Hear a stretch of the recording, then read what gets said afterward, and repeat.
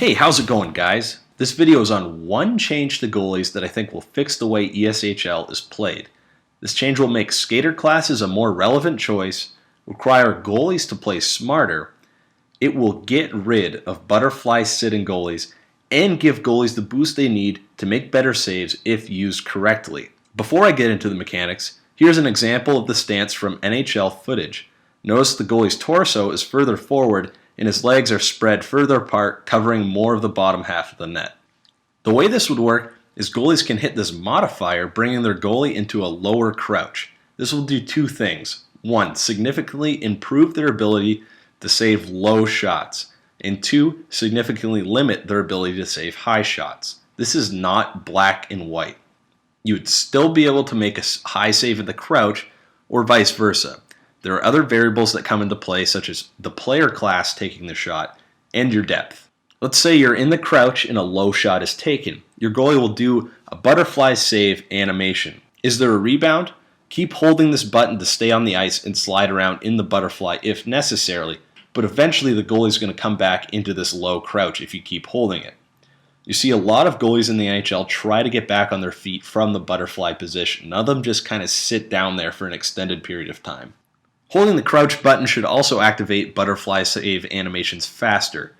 So using the right stick shouldn't take as long compared to if you're standing up and using the right stick.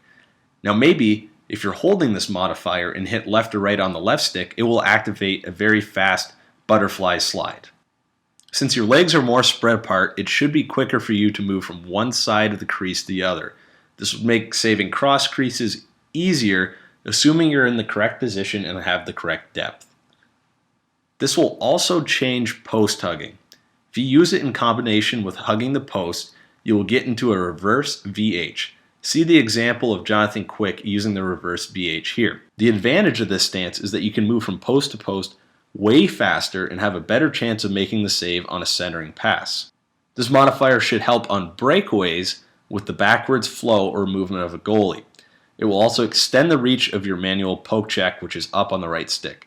See the clip here. Rene is down in his crouch, and although he gets beat up top, he's covering the lower portion of the net perfectly. It adds another element to breakaways. Is this guy a shooter or someone who's going to go in for the deke?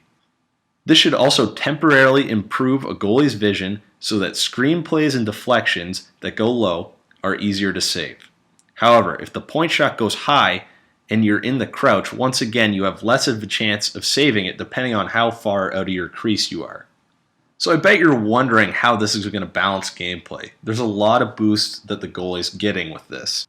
So like I've said multiple times, if you're in this crouch and someone takes a high, hard shot to the top corner, it should go in 85 to 90% of the time.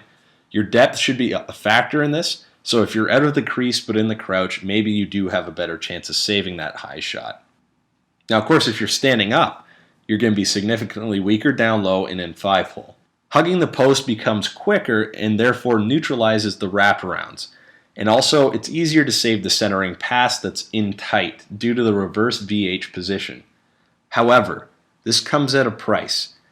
It's easy to be sniped up top from a bad angle while you're in this position. It happens in the NHL.